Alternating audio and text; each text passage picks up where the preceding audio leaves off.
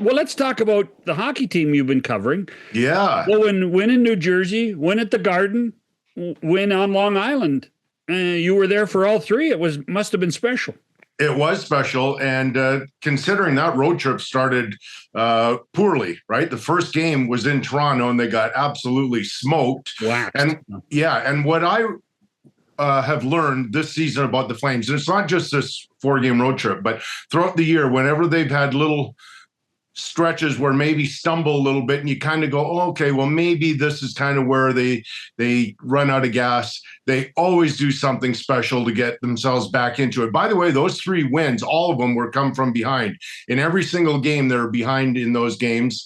And this is a team that they somehow find it within themselves, and they're a really close team. There's no doubt about that. I'm around them enough to see in the dressing room, and they really love and care for each other. It's really inspiring, really, to see that.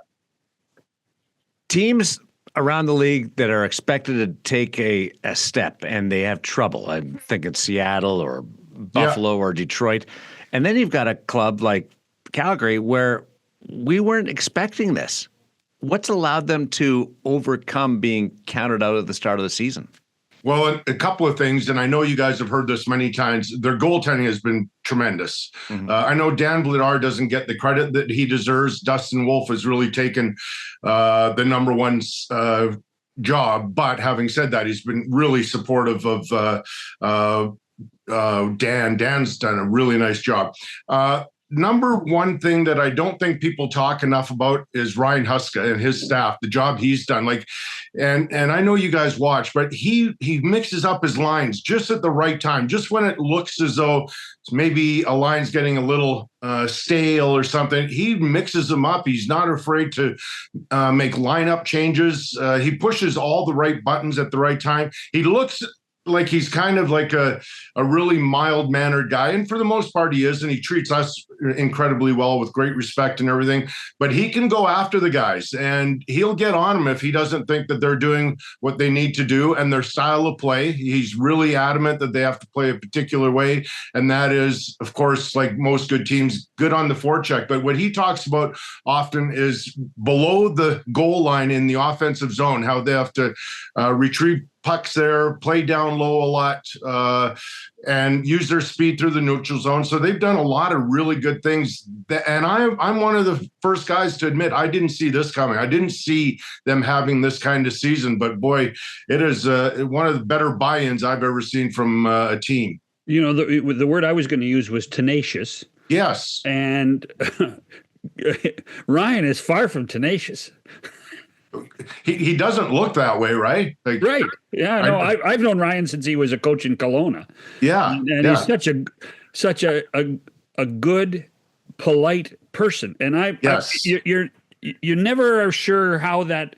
And every other coach in the league is going to be mad at me for saying this. You never that's not supposed to be in a coach's DNA.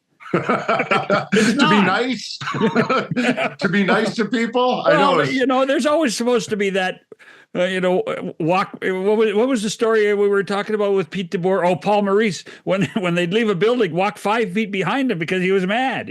Yeah. Oh yeah. I saw that after Game 6 in Edmonton in the final. Right. Holy, he was mad leaving the rink. I was like, okay, I'm going to stay away from this guy. But Ryan's interesting, Ryan Huska, because I'm with the team part of the time, but not always. Our good friend Greg Millen fills in for me when I'm away. And every single time I show up again at the arena, Ryan will stop maybe mid-sentence and go, "Oh, hey, Kelly." So Monday night, after that 6-2 debacle at Scotiabank Arena in Toronto, I mean, I walk down after the game, Ryan does his scrum. Yeah. And as he's walking away, I yell his name and he turns around. Hey, are you coming back? Are you coming back to Kelowna in the summer?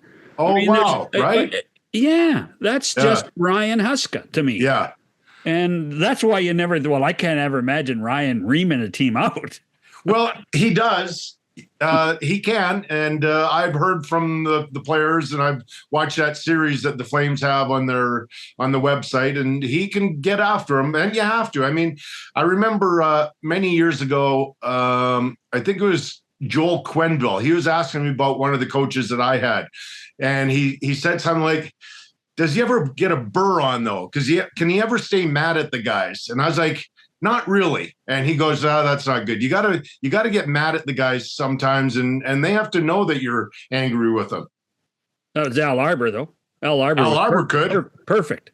Oh yeah, but Al knew the psychology of an athlete, I think, better or sooner than most coaches back then, especially. Al definitely could get after you, but at the end of every single day, when I put my head on my pillow, I've always said this about Al, I always knew he cared about me. And even if he was mad at me, he cared about me.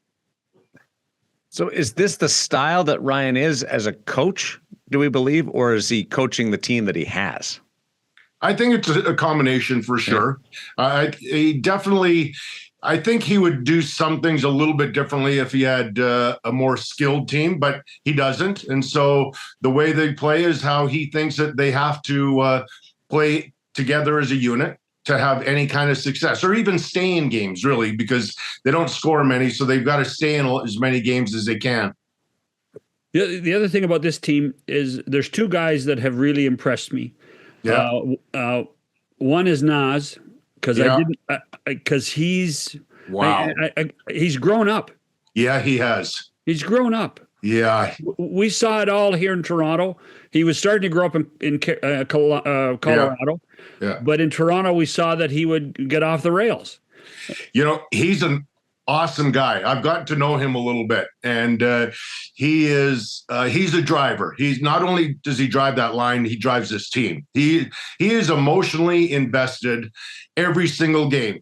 On occasion, does he take a penalty that you don't like? Yeah, but that I would rather have a guy like that because he cares so much, and he will do everything to drag his team into a game. And it's every game almost. In the 3 years he's been here, I can maybe count 10 or 15 games only where I thought maybe he wasn't at his best tonight. Now he may not get some points, but he brings it every single night. He's one of the guys I'm most impressed with. Another guy, I don't know who the second guy was, John, but I'm going to say Mackenzie Weegar is a guy that I didn't know he was this talented. He's amazing. He's turning like Kadri, he's turning into a leader. He's really grown. His voice is important now, and he seems to take charge at the right time. My guy was going to be Kevin Ball. Oh, I didn't. Yeah, same. Holy. And like on the island, that game against the Islanders. Yeah. I'm going, holy smokes! And then you realize he was part of the Markstrom deal. Yeah. And how valuable he has become for this hockey club for a guy his size. Yeah. Massive man. And skates well. Great stick. I didn't realize somebody in the organization, I can't remember who I was talking to or I heard an interview with on this road trip. And they said the thing about Ball that they didn't expect is that he's got more offensive upside than they had expected. And I would say the same, because when I was watching him in New Jersey and covering him, I thought he was a good player, but I didn't know what his ceiling could be. And now for me, I'm looking, it's unlimited. I'm really going to expect more out of him next year and even the year after, because I think he's capable of it. Where has Mackenzie been able to take his game that you didn't see or weren't aware of? He's turned into a dynamic player with the puck. I always thought he was really good at the first pass. I thought he had some capabilities maybe on the power play, but it's almost every shift that he'll do something. There's one play that he does, but I'm not going to reveal it because I've talked to him about this, and that would be revealing trade secrets. But if you watch him close enough, watch him every game, and you'll figure out what I'm talking about. He's got this one tricky play that he fools every single forechecker coming at him. And it's turned out to be, in my opinion, his signature move that I think a lot of young defensemen should watch. And it's beautiful in how he executes it. Are you going to show it on the next Sportsnet broadcast? I don't think, because it was a conversation he and I had, and I think it would be just sharing too much. Okay. I think it's great because now I've got something. Now if you watch, you'll figure it out. It's not something that hasn't been a part of the game before. He's just really good at it. Well, it's more than I can say for me or Darren. You're just mad because Kelly won't tell you. Yeah. If I was his producer, I'd make him. I know, but I couldn't. I had that conversation, just he and I. And I don't know if anybody's talked to him about that, what I chatted to him about. So I don't know if it's good. Hey, listen, part of doing the job that you have to do is to maintain player and coach trust. That's right. It's a big part of it, and where to draw the line. That's right. Ryan Huska has told us, and not just me, but Ryan Leslie and John Abbott and a couple others, the radio team, that about certain players, but he said you can't share it. And that's perfectly fair. I totally get it, and I never would. Now I'm going to watch the Mackenzie Weegar and be able to, I can look at it and go, hey, I learned this. Look at this, but I won't mention your name. Okay. But yes, there you go. Because nobody's listening to this. That's right. Actually, that's one of our problems. Nobody's listening to this. So. I'll look like a genius. It'd be awesome.